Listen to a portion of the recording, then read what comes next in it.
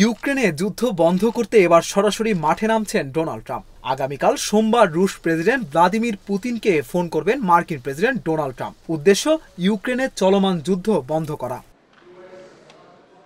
নিজের platform truth সোশ্যালে এক পোস্টে ট্রাম্প লেখেন, সোমবার সকাল 10টায় আমি পুতিনের সঙ্গে কথা বলবো। তিনি আরও জানান, এরপর কথা বলবেন ইউক্রেনের প্রেসিডেন্ট জেলেনস্কি ও ন্যাটো নেতাদের সঙ্গে।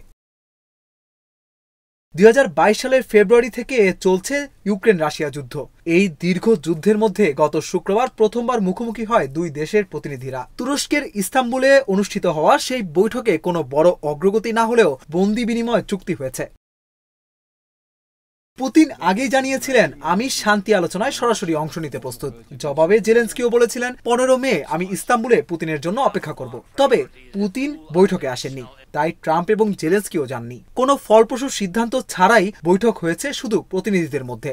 এই বৈঠকের বিষয়ে ট্রাম্প বলেন, পুতিন আর আমি একসঙ্গে না বসা পর্যন্ত কোনো বড় অগ্রগতি সম্ভব নয়। এবং ঠিক দুদিন পরই ট্রাম্প জানালেন তিনি পুতিনকে সরাসরি ফোন করবেন। ক্রেমলিনও নিশ্চিত করেছে ফোনালাপের প্রস্তুতি চলছে। এর আগেও দুই নেতা ফোনে কথা বলেছেন, তবে এবারের ফোনালাপের পরই সিদ্ধান্ত আসবে। জানা যাবে ইউক্রেন যুদ্ধের ভবিষ্যৎ কোন দিকে মোড় নিচ্ছে।